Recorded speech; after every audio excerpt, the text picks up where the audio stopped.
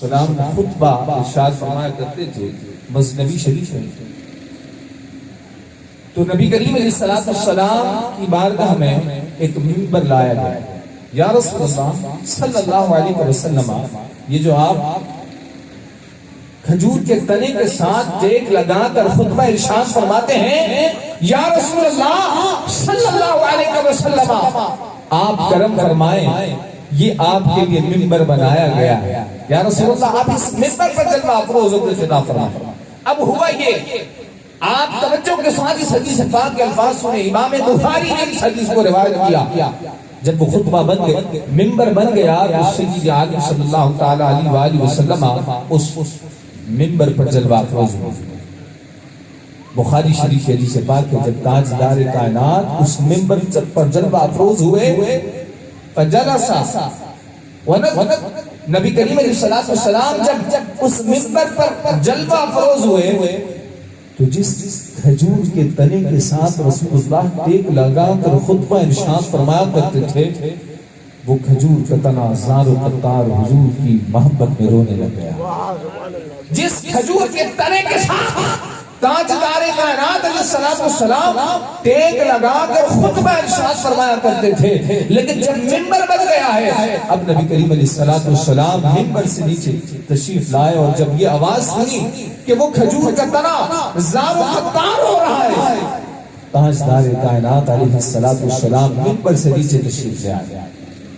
اب جب نبی کریم علیہ السلام منبر سے نیچے تشریف لائے، تو وہ کھجور کا تنا جو حضور کے فراق و محبت میں زار و قطار رو رہا تھا، حضور کے عشق میں اس قدر رو رہا تھا کہ حدیث کے الفاظ حتیٰ سمع حنینہ من فی المسجد، جو شخص مسجد نبی شریف میں اس وقت موجود تھے، ہر ایک شخص نے اس کھجور کے تنے کی رونے کی آواز کو سنا ہے.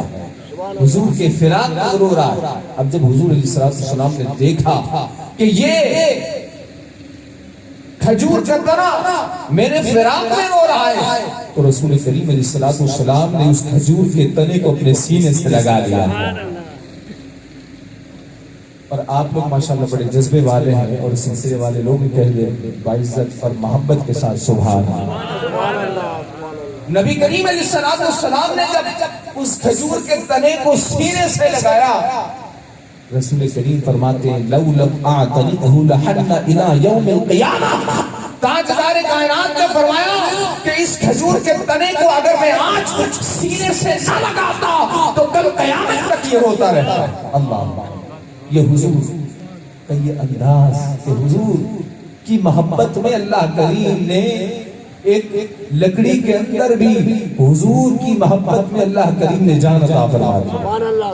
اب حضور نبی کریم علیہ السلام کا انداز دیکھیں، حضور نے اسے سینے سے لگایا اور فرمایا آج اگر میں اسے سینے سے نہ لگاتا تو قیامت تک روتا رہتا. حضرت حسن بصری رحمت اللہ تعالی بہت بڑے صوفی باصفا ہیں.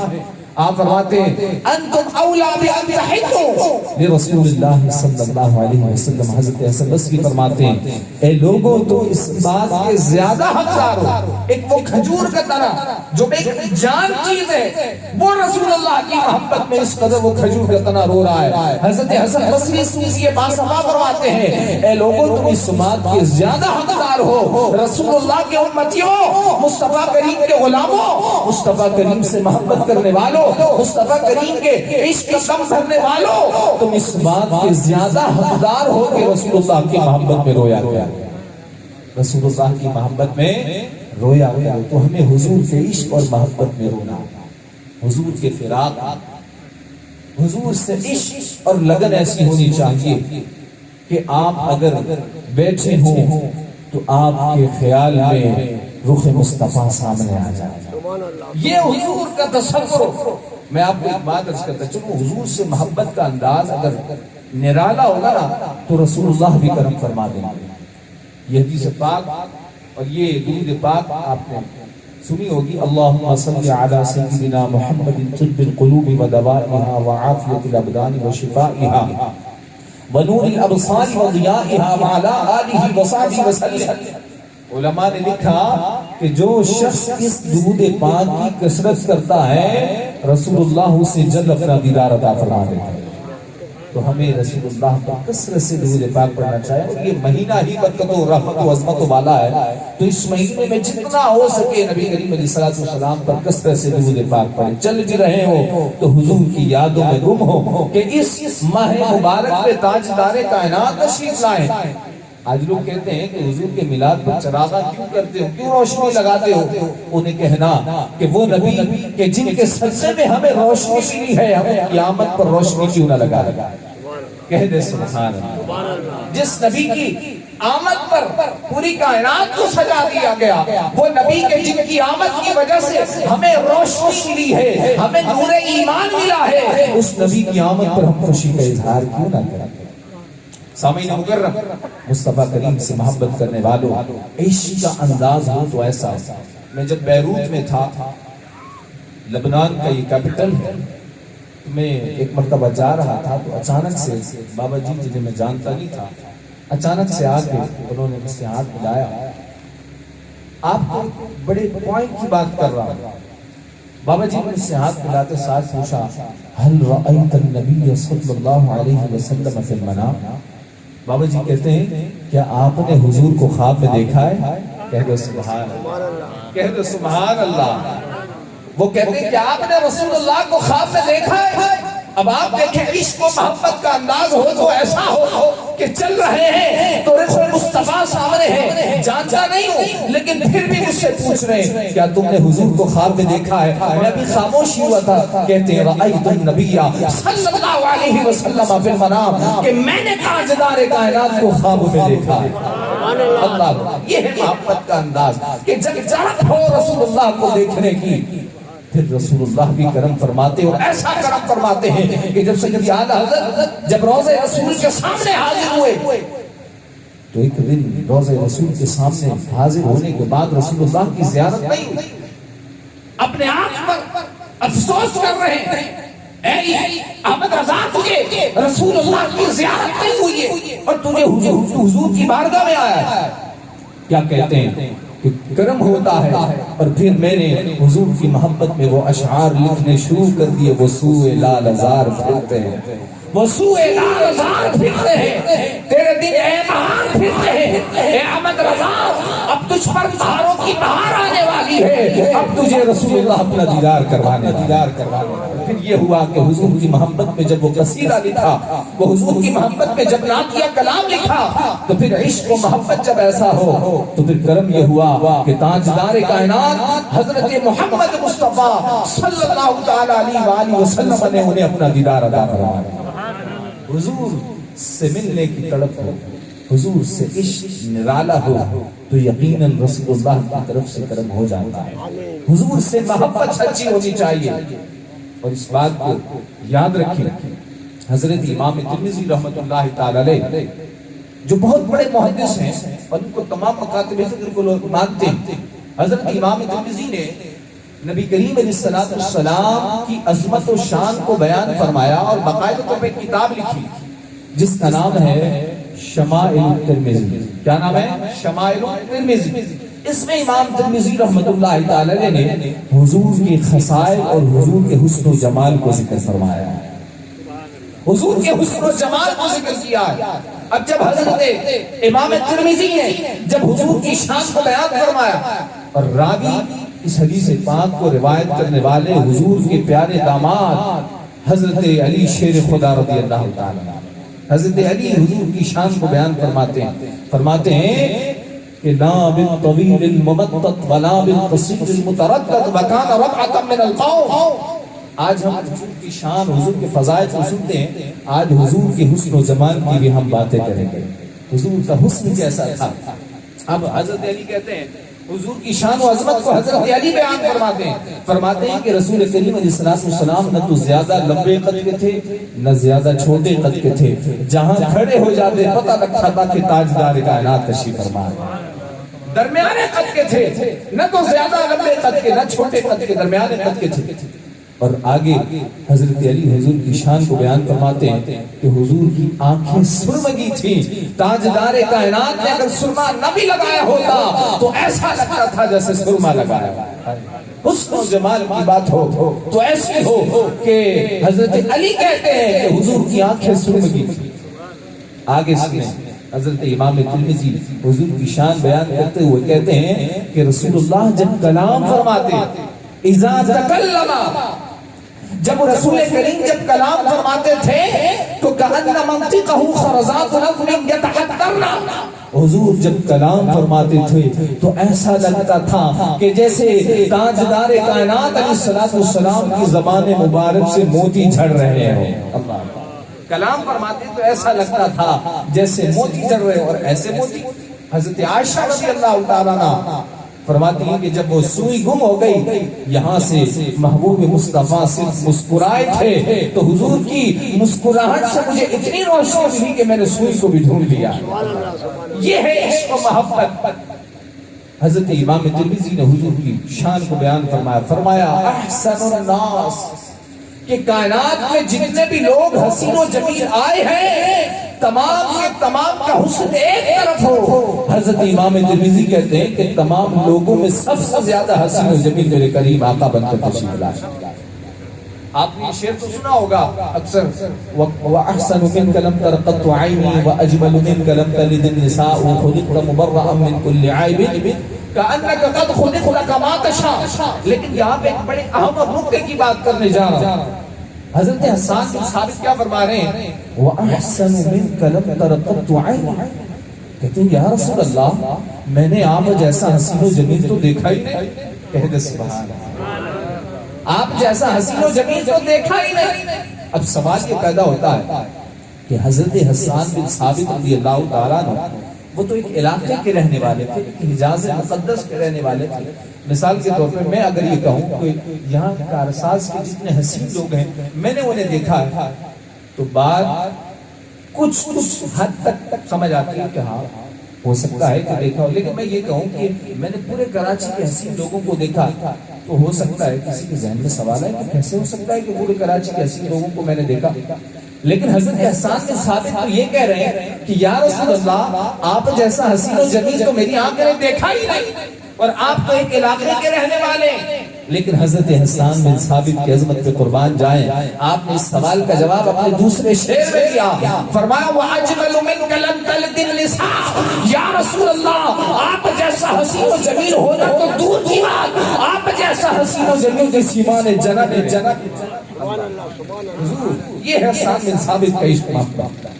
تو حضرت امام ترمذی نے یہی فرمایا احسن الناس منطقا، کلام فرماتے تو بڑے حسین و جمیل لگتے تھے، حسن و جمال بھی بڑا نرالا تھا، بڑے حسین و جمیل تھے، رنگ بھی گندمی تھا. یہ رنگ بھی جہاں مشربا بالحمرا، اگر سفیدی سے اگر کسی کے اندر ہو نا کوئی وائٹ کلر کا ہو تو یہ وائٹ کلر میں کوئی خوبصورتی نہیں ہے. اگر کسی کا رنگ صرف اور صرف وائٹ ہو تو وہ حسن نظر نہیں آتا، وہ حسن اتنا نکھرتا نہیں ہے. لیکن حسن اس وائٹ کے اندر، اس سفیدی کے اندر اگر سرخی بھی آ جائے تو حسن دوبالا ہو جاتا ہے.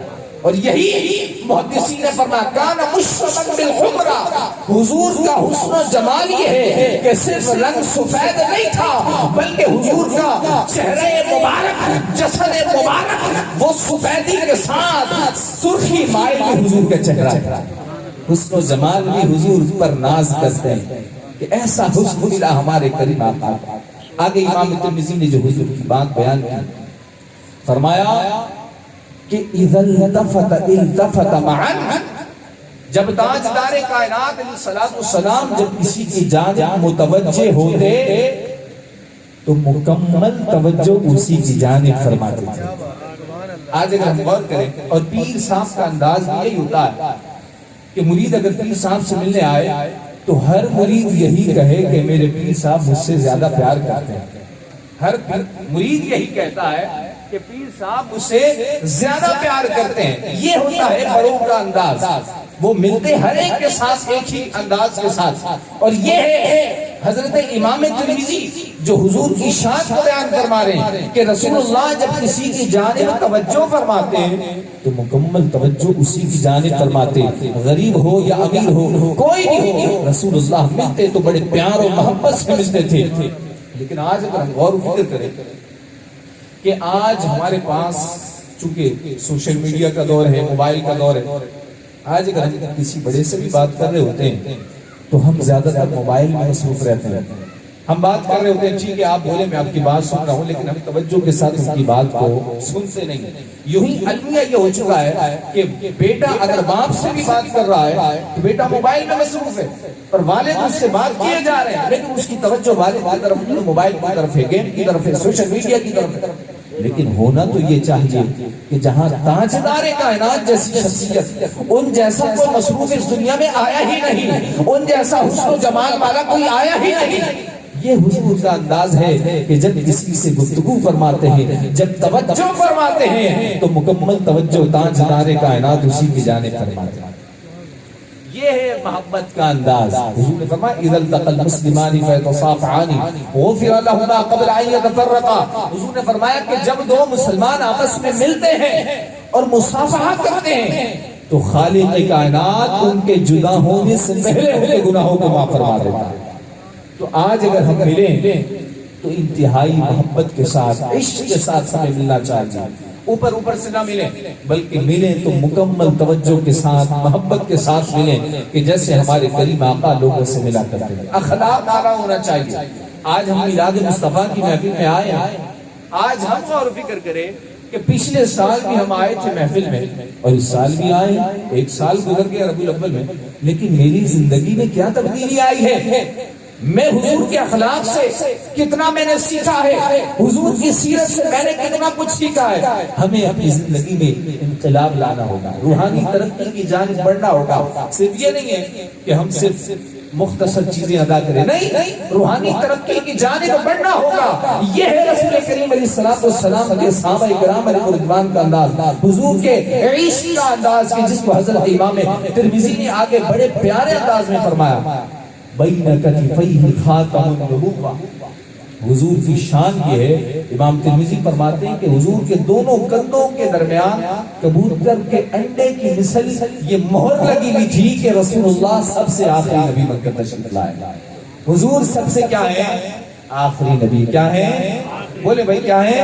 آخری نبی. حضور کے بعد کوئی بھی نبی نہیں آئے گا. تو یہ حضور کے دونوں کندھوں کے درمیان مہر لگی ہوئی تھی.